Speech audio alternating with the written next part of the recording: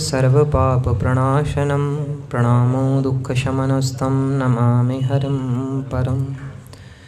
ध्येयं सदा परिभवग्नमभीष्टदोहं तीर्थास्पदं शिवभिरञ्चिनुतं शरण्यं भृत्यार्तिहं प्रणतपाल्भवाब्धिपोतं वन्दे महापुरुषते चरणारविन्दं। त्यक्त्वा सुदुस्तयजसुरेप्सितराज्यलक्ष्मीं धर्मिष्ठारवचसा यद्गादरण्यं मायामृगं दैत्येप्सितमन्वधावत् वन्दे महापुरुषते चरणारविन्दम्। अखण्डमण्डलाकारं व्याप्तं येन चराचरं तत्पदं दर्शितं येन तस्मै श्रीगुरुवे नमः। श्री गुरु चरण कमलेभ्यो नमः। श्री महात्माभ्यो नमः। सर्वेभ्यो पूज्य भैया श्री जी के चरणों में प्रणाम, पूज्य दादा के चरणों में प्रणाम, आप सबको प्रणाम। सिए राम मैं सब जग जाने, करें प्रणाम जोरी जोग पाने। हरे शरण गोविंद गोपाल की जय हो।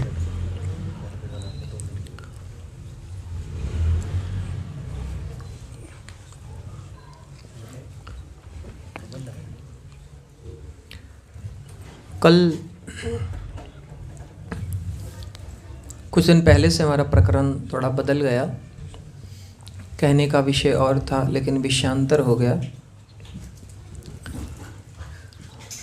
देखिए, नारायण घाटी कठिन जहाँ प्रेम को धाम, बिकल मूर्छा सिसिकिबो ये मग के विश्राम। कभी कभी ऐसा होता है और मेरे जैसे साधारण जीव के लिए तो ये सत्य ही है। कभी कभी हम अपने मन के कलुषित काम को ही प्रेम समझ लेते हैं। यद्यपि परम श्रद्धेय स्वामी श्री राम सुखदास जी महाराज जी कहा करते हैं कि किसी भी प्रकार से कोई भी उदाहरण पूरा नहीं होता है। आकाश का उदाहरण आकाश ही हुआ करता है और किससे उसकी तुलना कर सकते हैं। उसी तरह प्रेम का उदाहरण स्वयं प्रेम ही होता है। प्रभु के उदाहरण स्वयं प्रभु ही होते हैं, उनकी कोई उपमा नहीं होती। निरुपम न उपमा आन, राम समान राम ही है। प्रभु के समान प्रभु ही हुआ करते हैं, दूसरा नहीं कोई हुआ करता। ये बात सत्य है कि राम ते अधिक राम कर दासा, ये बात सत्य है, ये बिल्कुल ठीक है। परंतु कभी कभी हमारा कलुषित मन प्रेम के नाम पर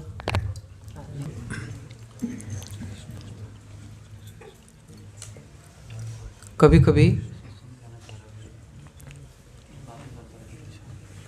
काम को ही प्रेम समझ बैठता है।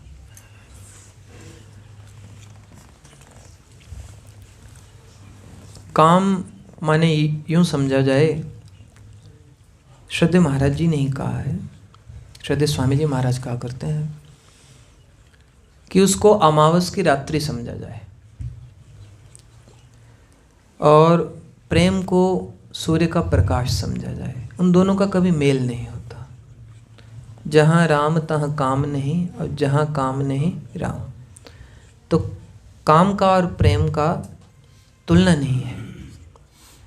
तो कभी कभी हमारा कलुषित मन अपने दूषित भावों को, अपनी अतृप्त वासनाओं को प्रेम का नाम दे करके, उसका जामा पहना करके, उसका परिधान पहना करके अपनी अतृप्त इच्छाओं की पूर्ति करता है। और तथाकथित जिस प्रेमास्पद के प्रति वो आकर्षित होता है, जिससे वो विशुद्ध प्रेम करने का दावा करता है, अपना और उसका दोनों का सत्यानाश कर देता है। खूब तो अंधकार में जाता ही है, उसको भी अंधकार में घसीट के ले जाता है। ये बाबा के वचन है। जो आपसे निवेदन किया जा रहा है ये हमारे बाबा के वचन है। देखिए, मेरे पास मेरा कह के मौलिक कुछ नहीं है, जो कुछ है वो केवल संतों का उच्छिष्ट है ना। यदि आप कहें कि कोई अपनी बात कहो, अनुभव की बात कहो, कोई अपना सिद्धांत, कोई व्यक्तिगत बात, तो मेरे पास कुछ नहीं है। केवल जो संतों से सुना, पढ़ा, देखा, समझा है वही है, मौलिक करके कुछ नहीं है। तो अपने बाबा कहा करते हैं, ये बाबा की वाणी है। तो बाबा कहते हैं कि वो स्वयं तो अंधकार में जाता है और साथ में अपने तथा कथित प्रेमास्पद को भी उस घोर अंधकार में घसीट के ले जाता है और छोड़ जाता है जगत में वैसे ही दूषित परमाणुओं का भंडार। क्योंकि विचार नष्ट नहीं होते, विचार हजारों वर्षों तक, लाखों वर्षों तक नष्ट नहीं होते, आकाश में समाहित हो जाते हैं। और जब तक आकाश बना रहता है तब तक वो विचारों का प्रवाह भी बना रहता है। श्रद्धेय स्वामी जी ने एक बार, आपने तो ये हजारों बार सुना ही होगा पूज्य भैया जी के मुखारविंद से, कि स्वामी जी महाराज जी ने एक बार सेठ जी से कहा कि आप जो बातें कहते हैं हम उसके योग्य नहीं हैं। श्रद्धेय स्वामी जी ने सेठ जी से कहा कि आप जो बातें हमें सुनाते हैं, कहते हैं, बोलते हैं, हम उसके योग्य नहीं हैं। तो सेठ जी ने दो बातें कही। सेठ जी ने कहा, जब बेटी ज़्यादा सयानी हो जाती है उसको परनाना ही होता है, मतलब उसका ब्याह करना ही पड़ता है, एक बात। दूसरी बात, फिर सेठ जी ने गंभीर होकर कहा कि मेरे विचार आकाश में रहेंगे,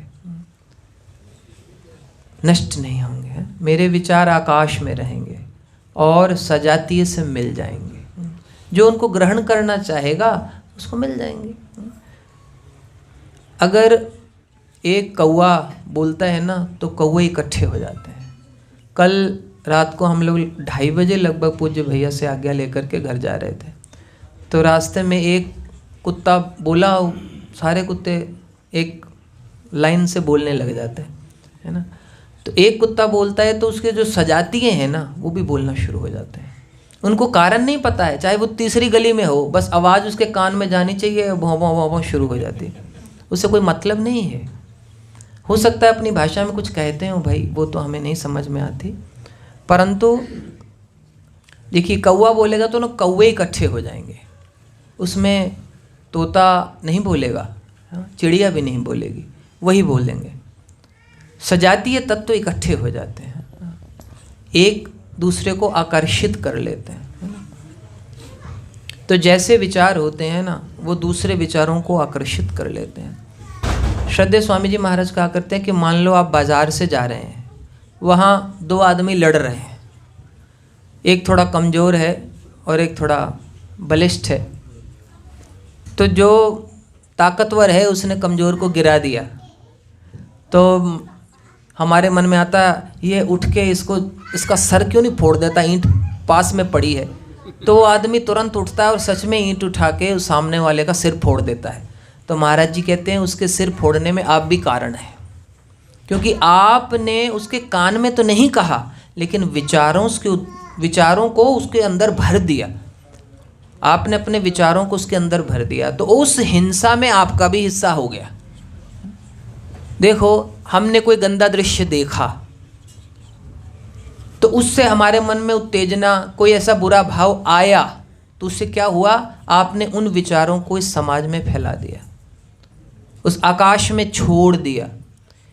हम ये समझते हैं कि पाप छोटा होता है, दंड ज़्यादा होता है। हम अक्सर ये अच्छा हम ऐसा सुनते हैं, है ना। शास्त्रों में आपने भी सुना पड़ा होगा, आपका स्वाध्याय खूब होगा भैया, कि पुराणों में नरक वर्णन आता है। हाँ जी, उसको हजारों हजार साल नरक में डाल दिया, कुंभी पाक में रहेगा 10,000 साल, वो 3 लाख साल उसमें रौरव में जाएगा, महारौरव में 4 लाख साल, ऐसा ऐसा वर्णन आता है।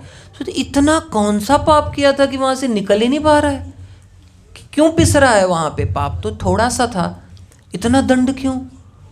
इसका कारण ये है कि वो केवल स्वयं पाप नहीं करता है, वो समाज में उस पाप के बीजों को फैला के चला जाता है, और उससे कितने लोग पथ भ्रष्ट होते हैं, उसका सारा पाप भी तो उसके पल्ले पड़ेगा कि नहीं। प्रजा का दोष राजा को लग जाता है, प्रजा का दोष राजा को लगता है। जैसा बीज होता है वैसा ही वृक्ष पर लगने वाले फलों में उसका प्रभाव रहता है, वो खत्म नहीं होता है, वो बना ही रहता है। अच्छा, यहाँ के ये वृक्ष और फल की कहानी तो मिट सकती है, परंतु ये विचारों का प्रवाह जो है ना बहुत प्रभावशाली होता है, उसका प्रभाव बना रहता है। तो कभी कभी हम अपने कलुषित काम को ही प्रेम समझते हैं कि मेरे को तो उस प्रेम की प्राप्ति हो गई, उस दिव्य चिन्मय प्रेम राज्य में मेरा प्रवेश हो गया। कभी कभी हम लोगों को ऐसा भ्रम हो जाता है, आप लोगों की बात नहीं कर रहा हूँ मैं। इस विषय में साधक वर्ग को बहुत सावधान रहने की आवश्यकता है। पूज्य भैया कुछ दिन पहले बता रहे थे कि लोग मनोरंजन के लिए वो कमर में रस्सी बांध के पहाड़ से कूदते हैं, ठीक है ना, आप समझ ही गए। तो पूज्य भैया कह रहे हैं कि अगर बिना रस्सी बांधे कूद जाए तो वो सुसाइड कहलाएगी, आत्महत्या ही होगी, इसके अलावा कुछ नहीं। तो कलुषित काम ऐसा ही है। कलुषित काम, क्या काम होता ही कलुषित है, उसको क्या कहना कलुषित। अब कलुषित क्या कहें, है ना, इतना ही पर्याप्त है। कहते हैं शुद्ध प्रेम, पवित्र प्रेम। अरे प्रेम शुद्ध ही होता है भैया, प्रेम पवित्र ही होता है, उसमें शुद्ध और पवित्र लगाने की आवश्यकता नहीं है। प्रेम का अर्थ ही ये है। ये शब्द है छोटा सा, सारा इसी में भरा पड़ा है सब। तो वो फैला जाता है जगत में वैसे ही विचार, और कितने लोगों को पथभ्रष्ट करता है। इसलिए साधकों को, मेरे जैसे जीवों को विशेष ध्यान रखना चाहिए कि कहीं वो अपने कलुषित काम को ही प्रेम न समझे। देखिए, आज जब मैं आने लगा था तो गौरव जी ने मुझे कुछ पंक्ति सुनाई। गौरव जी ने मुझे कुछ सुनाया। बच्चे गुरुजी गुरुजी कौन है भैया देखो, ये कह रहे हैं गुरुजी मनुष्य अर्थ का दास होता है, अर्थ किसी का दास नहीं होता। भैया उनके घर में रहते हैं, उन्हें अन्न पानी उनका प्रयोग करते हैं, तो गुरुजी आप कह ही सकते हैं। ये महाभारत की युद्ध के समय की, जब ये युधिष्ठिर महाराज जाते प्रणाम करते हैं, तो ये भीष्म पिता में भी कहते हैं, ये द्रोण भी कहते हैं, ये सब कहते हैं। क्यों कहते हैं? क्या सही समय पंक्ति मारी है इन्होंने कि गौरव भैया के यहाँ अन्न जल है इनका, इसलिए कह रहे मनुष्य अर्थ का दास होता है। ये भीष्म पिता मैंने युधिष्ठिर को इनडायरेक्टली कहा, अर्थ किसी का दास नहीं होता। अब विनीत भैया बताएंगे इसका अर्थ, गुरु जी क्यों बोला ना।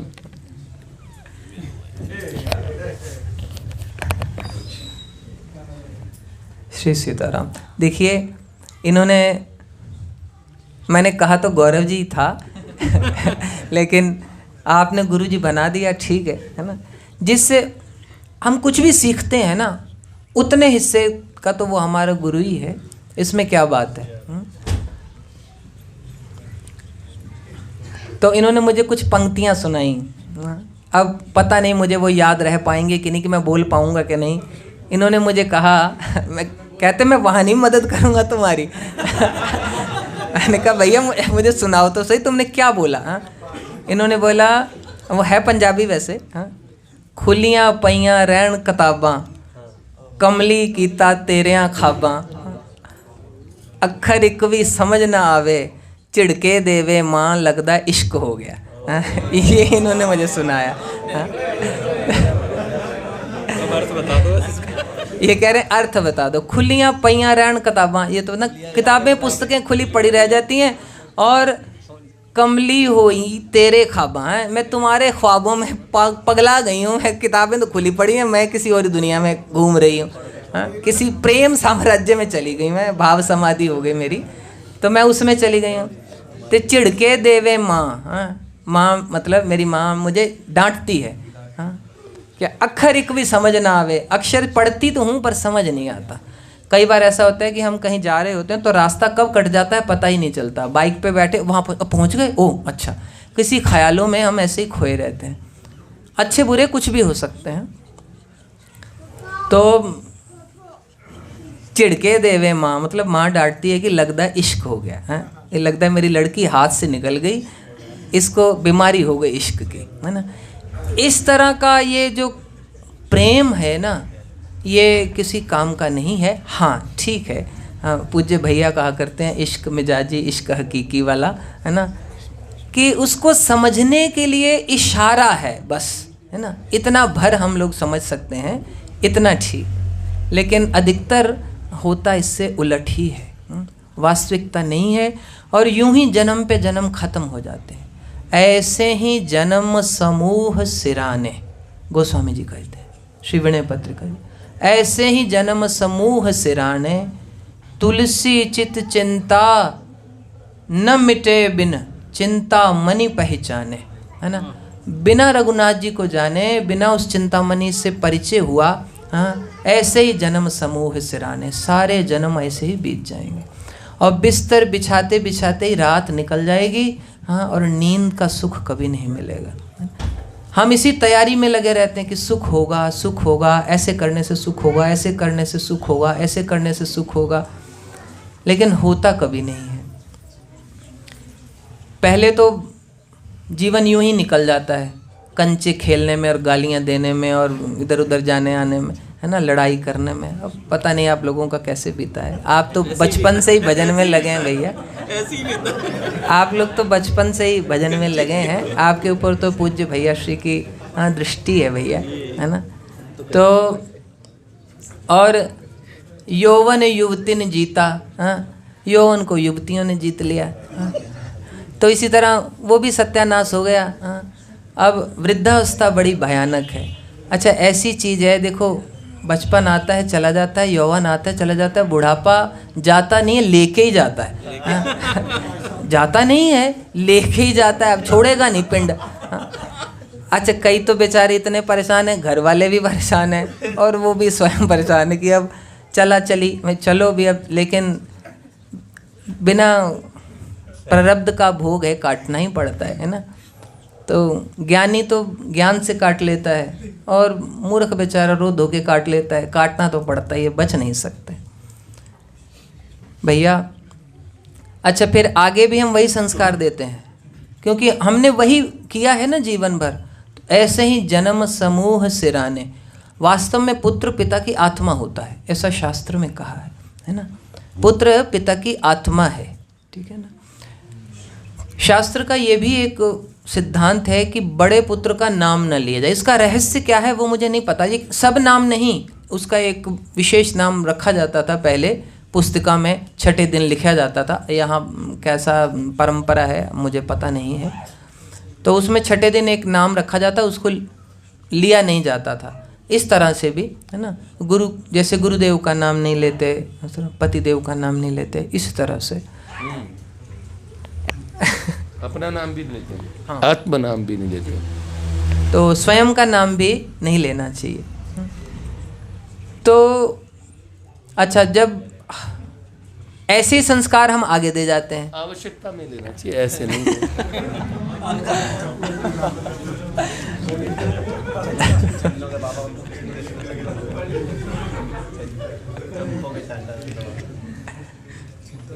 उसको बच्चे कहेंगे पापा मेरा नाम मत जानते हैं मैं बड़ा बेटा। देखिए अर्थ का अनर्थ नहीं करना चाहिए, बस मेरा तो निवेदन ये है।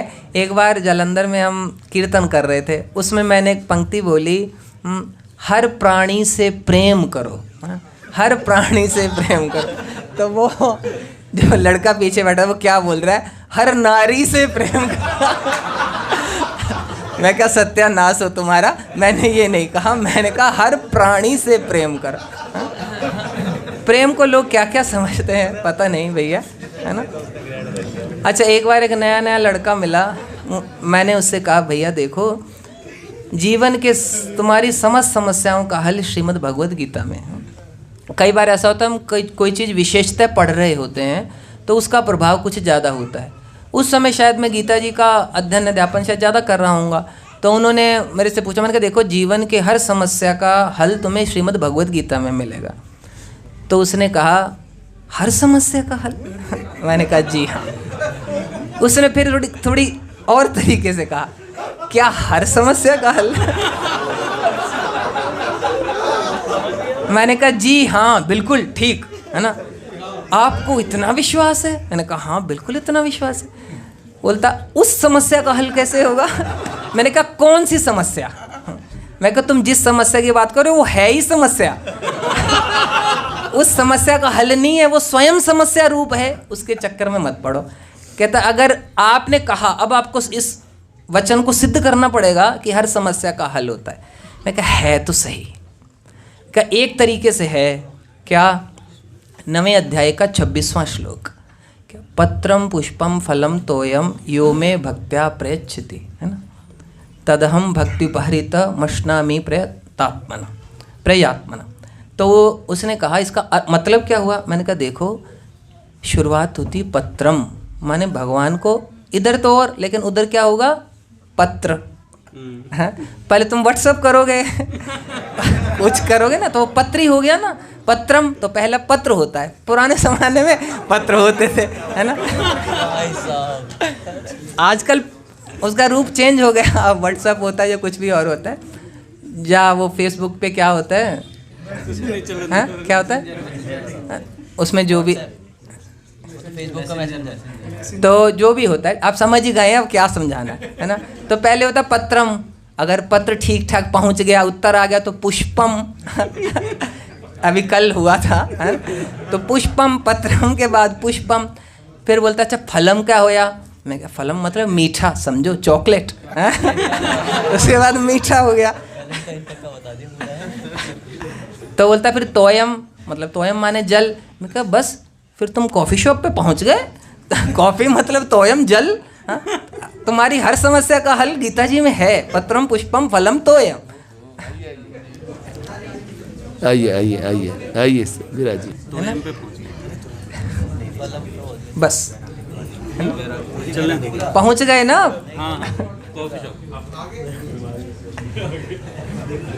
फिर आपको आपकी सेवा का फल मिल जाएगा। और क्या है ना, जो परिश्रम आपने किया है फिर पायो परम विश्राम। हाँ, उस अवस्था में जीव पहुंच जाता है ना। देखो ये सब एक लुभावने जाल हैं, है ना, और हम इसी में मूर्ख बन के घूमते हैं। कितने सुंदर श्लोक का कितना अर्थ का अनर्थ कर दिया, है ना। पत्रम पुष्पम फलम तोयम। भैया मैं बताऊंगा इसका अर्थ। तो देखिए यौवन को युवती ने छीन लिया, है ना। फिर एक अवस्था ऐसी आती है कि मनुष्य को प्रेशर हो जाता है कि अब हमने कुछ जीवन में कमाना धमाना है भैया, और उस चक्कर में हमारे जीवन का लगभग ये वाला टाइम पीरियड है, उसमें से लगभग 70% समय ना इसी जीवन निर्वाह के कार्यों के लिए जाता है ना। उसमें सोना भी आ गया, खाना पीना भी आ गया, काम धंधा भी आ गया।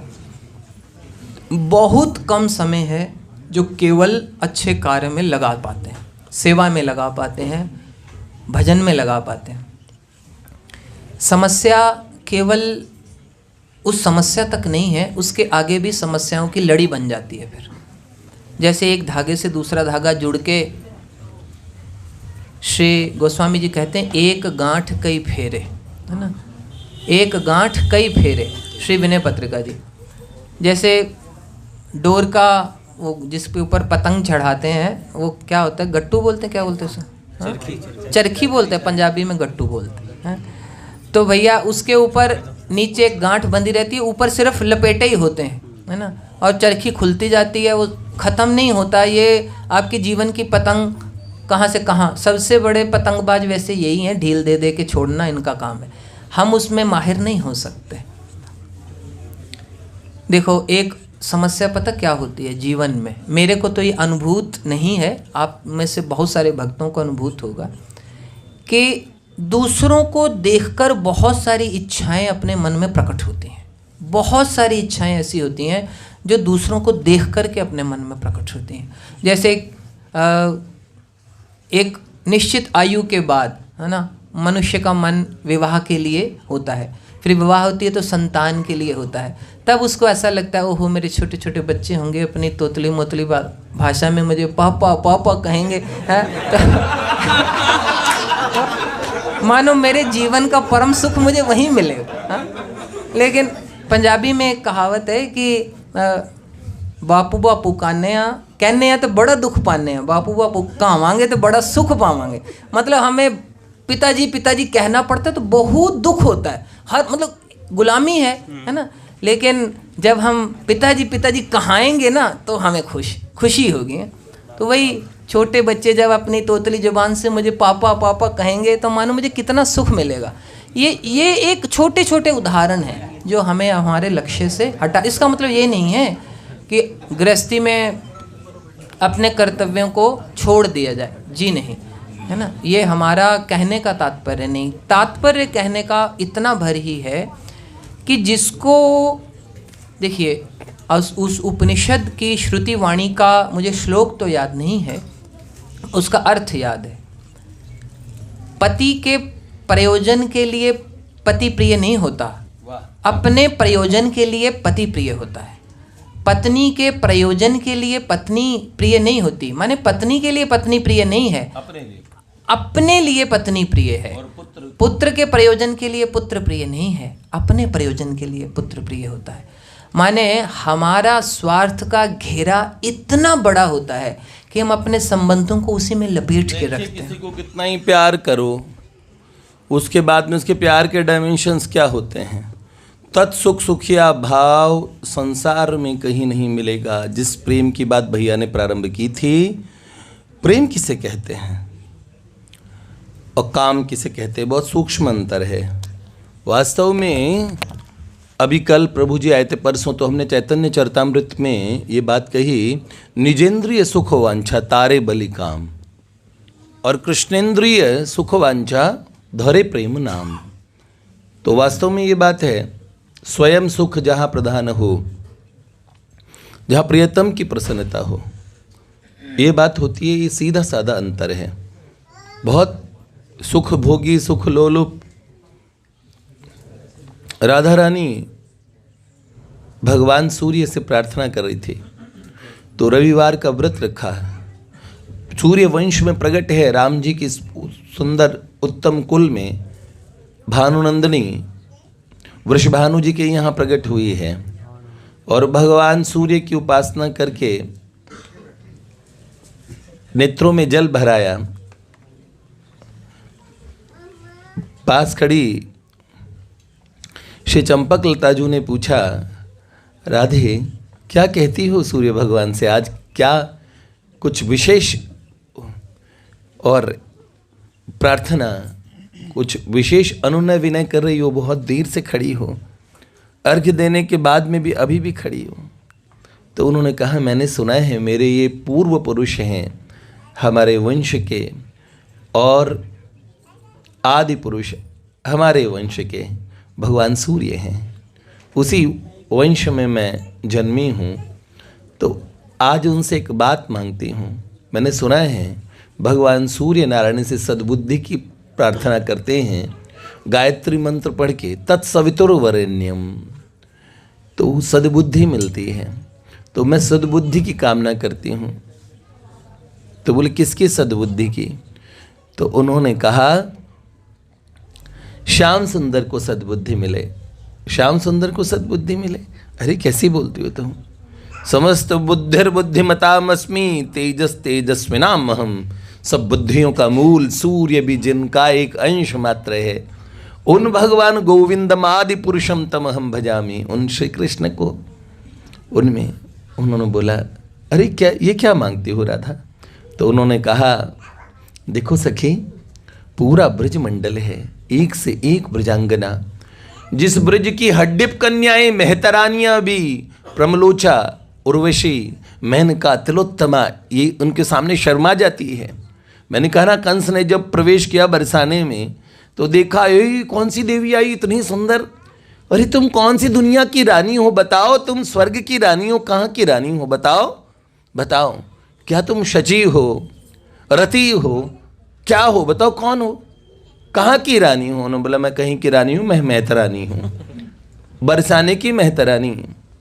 ये वैभव है वहाँ की हड्डिप कन्याओं का भी, वहाँ की मालिनी, लक्ष्मी सी जहाँ मालिनी डोले। अरे ये ब्रज का वैभव है।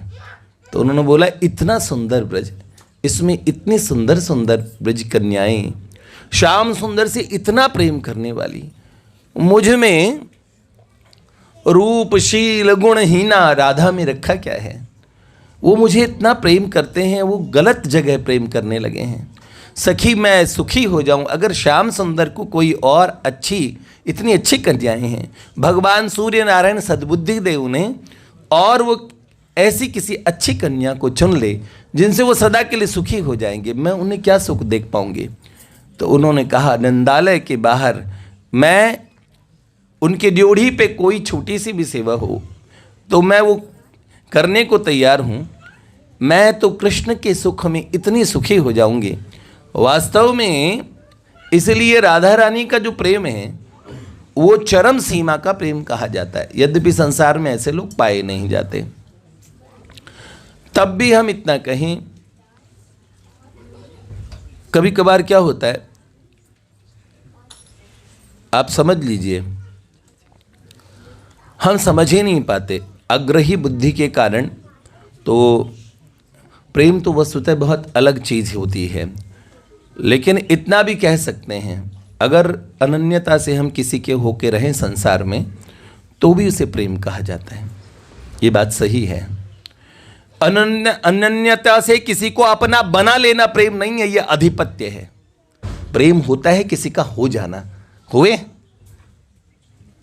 वो तो बहुत कंडीशनल होता है, हर बात बात पे ताका झाकी ऐसा। और प्रेम अब एक तरफा दो तरफा वो छोड़ दीजिए, लेकिन प्रेमी बनने का साहस है। मैं कहता हूं ज्ञान मार्ग को श्रुतियों ने कहा क्षुरस्य धारा निशिता दुरत्या दुर्गम पथस्तत् कवयो वदंती है। यह प्रेम को पंथ कराल महा तलवार की धार पे धावनु है। ओहो, तलवार की धार पे भागने जैसा प्रेम का पंथ है। ये इश्क नहीं आसा, इतना तो समझ लीजिए। तो बात बहुत सही है। इसीलिए अगर प्रेमी हों, संसार में सूफी लोग कहते हैं, सूफियों की गाली बड़ी प्रसिद्ध है, बद्दुआ, जा तुझे इश्क हो जाए। इश्क बुले नचावे यार तो नचना पैंदा है, जब सामने हुए यार तो नचना पैंदा है। कल प्रेमानंद बाबा इस पे नाच रहे थे बीड़ा लेके, मस्त बना देंगे बीबा, ना जाए मस्ता दे नाड़, मस्त बना मस्ता दे डेरे, मस्त बना देंगे बीबा। बड़े आनंदित महापुरुषों के पास में। तो प्रेमियों, प्रेम संसार में दुर्लभ होता है, इसलिए भगवत मार्ग में प्रेम शब्द का सही प्रयोग होता है।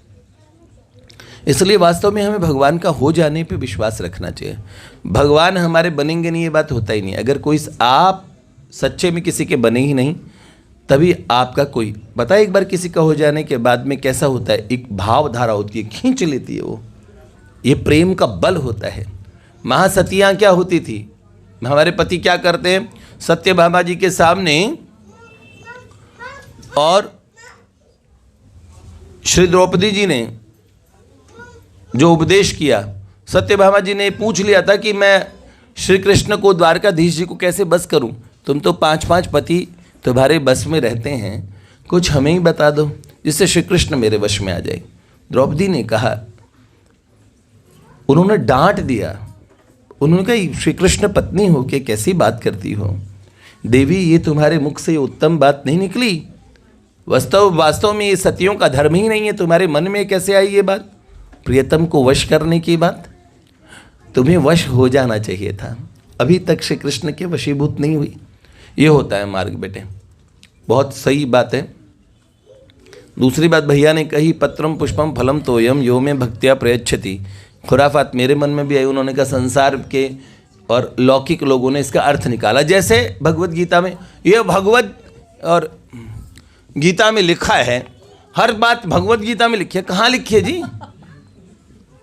मतलब छोटी छोटी चीज का प्रमाण भगवत गीता में लिखा है। भगवत गीता लोगों ने पढ़ी नहीं। अब कोई कहीं कुमारीस बन जाते, कोई कुमार बन जाते हैं, ये क्या है? भगवत गीता में एक सज्जन ने मुझे पूछा, भगवान कृष्ण ने कहा है भगवत गीता, जो मुझे व्यक्ति मान लेते हैं, ओहो वो मूर्ख है जो मेरे साकार रूप को मानते हैं। मैं वहीं खड़ा था। मैंने कहा सुनिए, इधर सुनिए। वो प्रचारक बोले थे। मैं कहते कौन सा श्लोक है? करे एक श्लोक में लिखा है। मैं कह रहा हूँ आप, फिर वो मुझे नंबर दिखाने लगे। मैंने कहा श्लोक बोल के बताऊं? अव्यक्तम व्यक्ति मापन्नम मन्यन्ते माम बुद्धय, मुझ अव्यक्त को व्यक्ति मानते हैं। तो मैंने कहा सुनिए जी, भगवान व्यक्ति नहीं है। भुक्तारम यज्ञ तपसाम सर्वलोक महेश्वरम, वो सर्वलोक महेश्वर हैं। उनको एक साधारण व्यक्ति, अभिजानन्ति माम मूढ़ा मानुषितन माश्रितम, मुझे मूढ़ मनुष्य तन में आश्रित मानते हैं। भगवान कहते हैं मैं असंशयम समग्रम माम, मैं कौन हूं? हम सर्वस्य प्रभुवो, मैं सबका प्रभु हूं। मैंने कहा कि बात आपने भगवत गीता पढ़ी है? मैंने कहा सुनिए, आप हमारे सेंटर पे आइए। मैंने कहा सेंटर पे नहीं, सब लोगों के बीच में बात कर रहे, सबके लोगों के बीच में उत्तर दीजिए इस बात का। बखेड़ा से खड़ा हो गया, मेरे साथ में 10 एक लड़के थे। मैंने कहा ये आपका जो डेरा है ये लगा रखा है, इसी के बीच में यहीं पे खड़े होकर उत्तर दीजिए। आप प्रचार कर रहे हैं, गलत बात कैसे बोली आपने? मुझे जचा ही नहीं बिल्कुल। फिर उन्होंने कहा श्री कृष्ण में शिव बाबा घुसपैठ का प्रवचन सुन रहा था, पर ये लाइन सुनते ही मेरा खून खौल गया। मैंने कहा बोलना जरूरी है, जानते हुए कुछ नहीं बोलेंगे, अनुशासन नहीं करेंगे तो हमारे ऋषियों का ऋण है, चुकाएंगे क्यों नहीं? हमने किसी का लेके खा रखा है, क्यों नहीं बोलेंगे सत्य बात? उन्होंने ऐसे बोला। श्री कृष्ण में एक छोटा सा चिन्ह में शिव बाबा घुस जाते हैं, तो वो बोल रहे हैं मैं हूँ ये सबसे बड़ा, मैं हूँ बड़ा। मैंने कहा भगवत गीता में वेद व्यास जी ने बाद में भी नहीं लिखा, पीछे भी नहीं लिखा, कहाँ लिखा? और बाद में वो शिव बाबा इनके दादा और दादी सब में घुस गए। तो मैंने कहा देखिए आपकी दादी हैं जो प्रकाश मणि जी, मैंने उनका दर्शन किया है, टेलीविजन में देखा, आप धन्य हो गए, आपने दादी को देख लिया। मैंने कहा लो, भगवान को देखना साधारण और आपकी दादी को देखना भगवान से देखने से बड़ा हो गया। आप सोचिए, हम उनको महापुरुष के रूप में हम भी वंदन कर देंगे, आदर कर देंगे, निरादर नहीं करेंगे, लेकिन आप सोचिए भगवान को आप साधारण दैवीय पुरुष बता रहे हैं, दैवीय राजकुमार बता रहे हैं। ये कौन सी विद्या है? ये कहाँ से शास्त्रों का अर्थ निकाल रहे हैं? भगवत गीता में लिखा है अर्जुन का जन्म 4 जून को हुआ था। बहुनी में व्यतीतानि जन्मानि तब 4 जून। अबे 6 अर्जुन हैं, 4 लिखा है, 4 जून उसे पढ़ा जाता है, 4 जून है तो 4 जून को लिखा है। कर कर्मण्य वाधिका रस्ते माँ फलेशु कदाचन, राधा रानी को कर्मण्य न राधिका अस्ते माँ फलेशु रस्ते में फल खरीदने लगी। मैंने कहा ओए इधर सुन, ये भगवत गीता का वो बच्चा मुझे बता रहा था कि मैंने कहीं पे ये लिखे हुए अर्थ पढ़े। मैंने कहा बुद्धू लाल तुझे यही, एक जने ने ऐसे लिखा हनुमान चालीसा में लिखा है क्या? कह रहे कि एक बात है, अगर ये बीवियां और औरतें और तंग करे ना तो हनुमान चालीसा पढ़ना चाहिए। तुलसी बाबा ने पहले ही लिख दिया, सारा राड़ा खट जाएगा। मैंने कहा कैसे? तो बोला जो 100 बार पाठ करे कोई छूटई बंदी महासुख हो। आपकी बंदी छूट जाएगी और महासुख हो जाएगा, 100 बार पाठ पढ़ो। हाँ। मैंने कहा देखो कितना अर्थ लगाने वाले ने अर्थ तो लगाया, किसी की तो खोपड़ी है। तो मतलब शरारती तत्व हर जगह अराजक मीनिंग निकालने वाले लोगों की कमी नहीं है। तो ऐसे ही पत्रम व्हाट्सएप से मैसेज करो, पुष्पम दो, रोज डे को रोज मनाओ, फलम दो, चॉकलेट दो, और फिर उसके बाद में तोयम, और फिर कॉफ़ी शॉप पे कॉफ़ी पीना। और उन्होंने कहा उसके बाद में ओह ये देखो, ये संसार की प्रीति है जो चॉकलेट डे से प्रारंभ होती है, फिर शबाब चढ़ती हुई, नहीं रोज़ डे से, फिर नहीं पहले प्रोपोज डे, फिर रोज़ डे, फिर पता ना फलाना कौन सा, फिर चॉकलेट डे आएगा, फिर टेडी देंगे, टेडी के बाद में उसे टेडी बना देंगे फिर उसको क्या करेंगे, वैलेंटाइन बनाएंगे, और अगले दिन लतियाने वाला दिवस है किक डे, लात मारो कम बखत को। और मैं सच्ची बात बता रहा हूँ, मेरी दोस्त 3 स्टूडेंट, मेरा एक बड़ा खूंखार ग्रुप था, नारायण प्रभु क्षेत्र जानते हैं, वो लड़कियाँ मैं पढ़ाता था उस समय, तो मेरे को पता लगा कि कुछ लड़के उन पे हमला करने आए, इनको पता होगा। मेरे क्लास लड़ते ऐसे तो मेरे कोचिंग के बाहर किसी की हिम्मत ही नहीं होती थी। यहाँ तो लोग गाली देने वाले भी सीधे से निकल के थे, क्योंकि उन्हें पता था कि जब अच्छे टेढ़े टेढ़े लोगों को सुधारने के लिए यहाँ भेजा जाता था। हर माता पिता को पता था कि जो लड़के बदमाशी करते हैं भैया के पास पढ़ने जाएंगे तो सुधारेंगे भी, और तो बच्चे यहाँ गाली नहीं देते अच्छे। पर वो लड़कियाँ भी ऐसी थी, गाली गलौज की मतलब अंतिम सीमा जो होती है। भैया मुझे पता लगा, किसी ने बोला उन लड़कियों का कहीं झगड़ा हो गया तो लड़के उन्हें पीटने आए हैं वैन में भर के। जब तक मैं पहुंचा तब तक सारा सिस्टम खत्म हो चुका था। उन लड़कियों ने ऐसी गालियां दे दे के उन लड़कों को भगा दिया, वो अपनी शामत लेके वापस दौड़े। तब मुझे पता लगा वो लड़कियां क्या बात कर रही थी। खुल के उस लड़की ने मुझे बताया, कह रहे कि वो किसी को बोल रही थी, कह रहे ये वो कौन है, तो बोले सर इनसे पूछो। तो कह रहे और कह रहे वो मेरा कज़न है। तो मैंने कहा इसका कज़न है तुझे क्या मतलब? बोले पिछले साल मेरा कज़न था ना वो।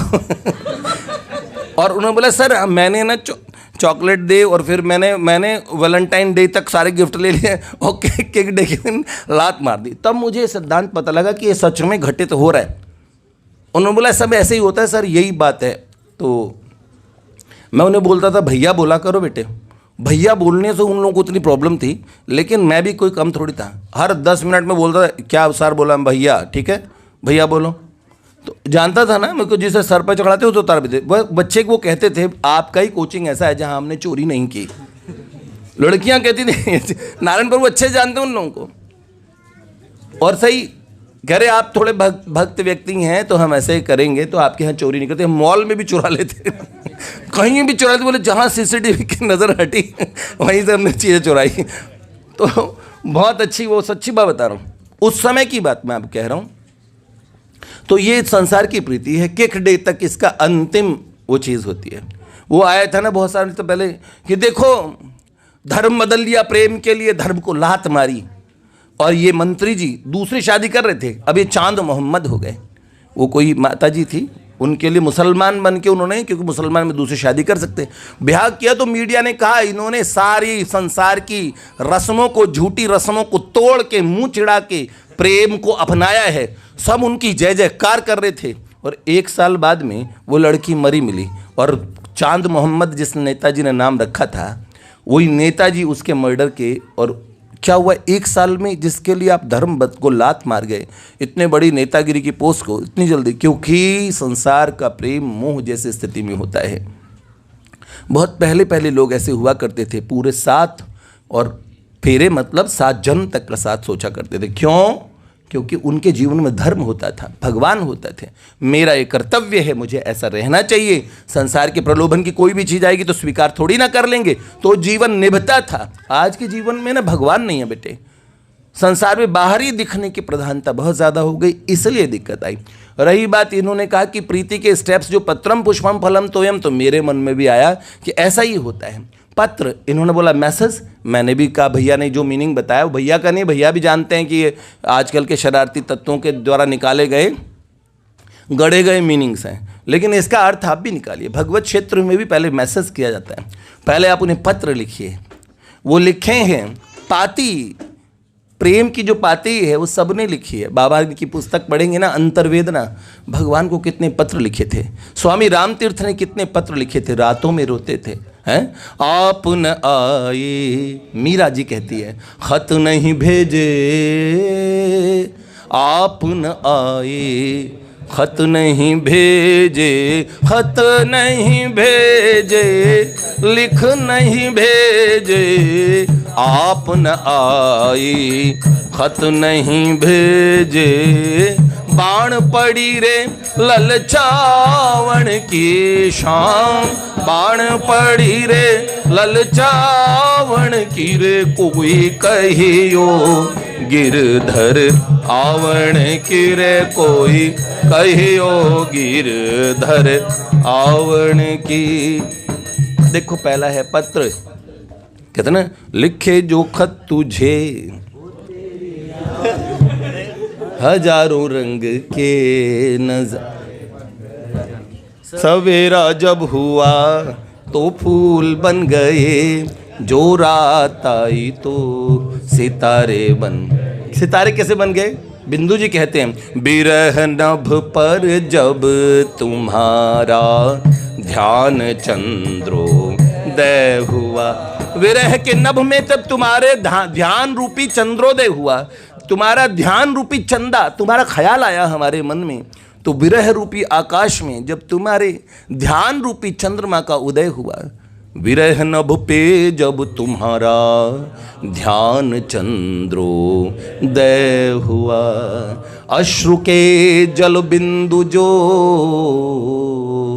टपके सितारे बन गए, अश्रु के जल बिंदु तो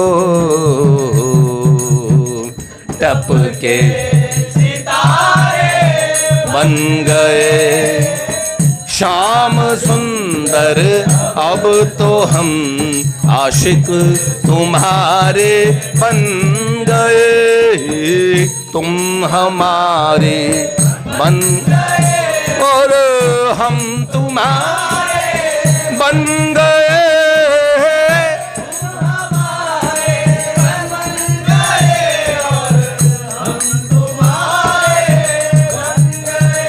तो ये पहला लिखा था, रुक्मणी जी ने पत्र लिखा था, वो श्लोक लिखे थे, है ना। उसमें लिखा, let not the jackal take away just what belongs to lion. जो शेर की चीज़ है वो गीदड़ ले जाएंगे क्या है? ये शिशुपाल ब्याह करना चाह रहा है, नाथ आपकी हूँ, वो विनती सुनिए नाथ हमारी, है। लिखा लेटर, ठाकुर जी ने वो पत्र पढ़ा। आज भी ठाकुर जी को प्रेम पत्र पढ़ाया जाए, हैं? सुना ना, ये मेरा प्रेम पत्र पढ़कर कि तुम नाराज ना होना, कि तुम मेरी जिंदगी हो, कि तुम मेरी बंदगी हो, ये मेरा प्रेम पत्र पढ़कर। उसमें बड़ी सुंदर एक पंक्ति है, तुम्हें गंगा में समझूंगा, हाँ, तुम्हें गंगा में समझूंगा, तुम्हें जमुना में समझूंगा, तू दिल के पास है इतना, तुझे अपना मैं समझूंगा। अगर मर जाएंगे रूह भटकेगी, इंतजार में इंतजार में इंतजार में, ये मेरा प्रेम पत्र। ये बहुत पहले मैं सुना करता था, पर मुझे लगा कि अरे ऐसा होता है। वास्तव में संसार के प्रेम पत्र का कोई अलग मीनिंग दे या न दे, भगवान को लिखा गया एक पत्र। अगर आपको शब्द नहीं पता तो खाली कोरा दे दो।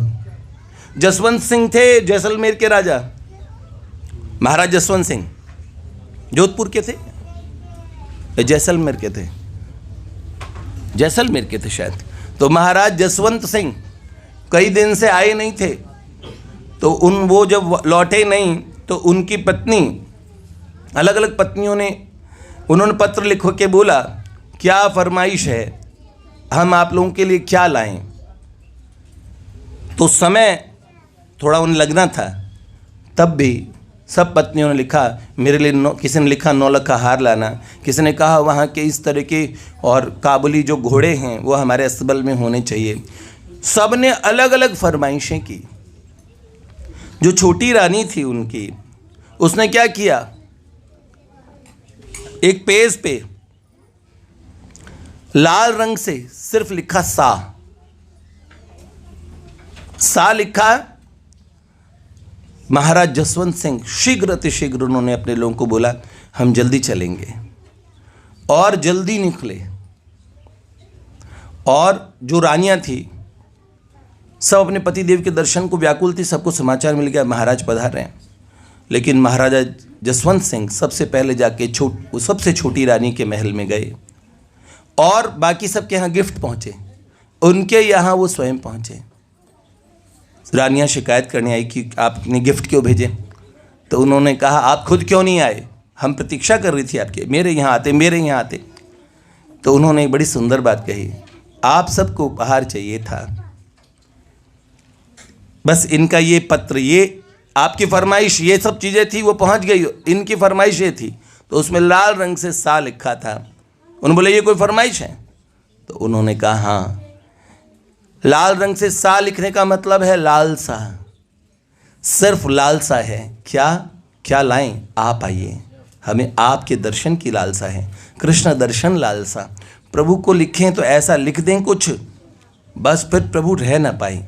एक होता है पत्रम, एक होता है पुष्प। पुष्प कौन सा देंगे? अपने हृदय का।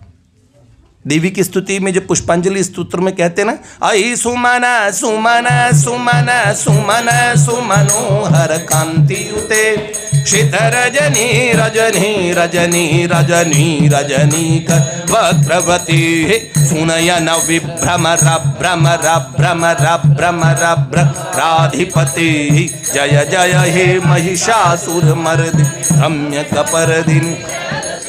सुमन, सुमन मतलब सुंदर मन। तो भगवान को क्या देंगे बताइए? हैं, फूल तुम्हें भेजा है, खत में फूल नहीं, मेरा दिल है। तो आप कौन सा फूल देंगे बताओ? तो आप दीजिए उन्हें एक पत्र लिखिए और उन्हें दीजिए, उसके बाद में उन्हें फूल दीजिए, और फूल देने के बाद में और क्या देंगे? फलम। पता क्या चाहिए? समस्त कर्मों का फल प्रभु को सौंप दीजिए कि नाथ इसमें ये मैं नहीं, कायेन वाचेन मनसेन्द्रिय वा बुद्ध्यात्मनो वा प्रकृति स्वभावाद यद यद करोमि सकलम परस्मै श्री नारायणायेति समर्पयामि। जो मैं कर रहा हूँ मेरे सारे कर्मों का, जो मैं काया से, मन से, वचन से और मेरे प्रकृति के स्वभाव से जो कुछ करता हूँ, सबका फल आपका है। हे नाथ आपको अर्पण। ये होता है फल का त्याग। और अंतिम तोयम पता क्या अर्पित करते हैं? नैनों का जल है। नैनन नीर बहे सखीरी मेरे नैनन, ये दो नैन कहा नहीं माने, ये दो नैन कहा नहीं माने, कहा नहीं माने, ये दो नैन कहा। नदियाँ बहेरे जैसे सावन की लाल, नदियाँ बहेरे जैसे सावन की रे, कोई कहियो गिरधर आवन की, कोई कहियो गिरधर, कोई कहियो गिरधर आवन की।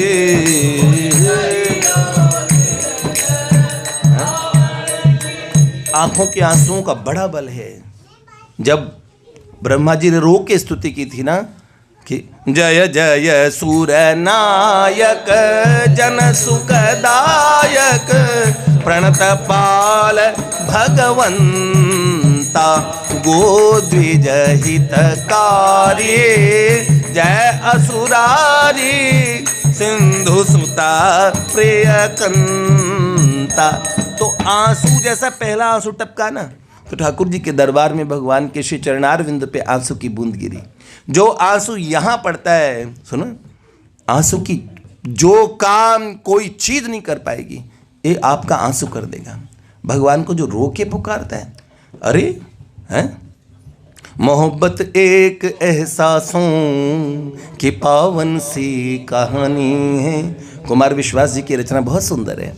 कभी कबीरा दीवाना था, कभी मीरा दीवानी है, यहाँ सब लोग कहते हैं मेरी आँखों में आंसू है। जो तुम समझो तो मोती है, जो ना समझो तो पानी है। बिंदु जी के नहीं बिंदु के अश्रु जल बिंदु है ये, नहीं बिंदु के अश्रु जल बिंदु है ये कुछ प्रेम के बीज है बो रहा हूँ मैं, घनश्याम का बावला हो रहा हूँ। कभी हंस रहा हूँ, कभी रो रहा हूँ। तो बेटे ये बात है, तोयम एक ही जल है जिससे प्रभु रीझते हैं। और कोई जल अगर अभिषेक करना है तो अपने नेत्रों के प्रभु भी ऐसे ही अभिषेक करते अपने प्यारों का। तो इसीलिए ये जो सीक्वेंस बताई थी भैया ने बहुत ही सुंदर बताई। अगर इस तरीके से अपने लोग चलेंगे तो अपने को वास्तव में क्यों सही है ना, सही जची भैया, हमें तो जची। जय जय श्री राधे श्री लाडली लाल की।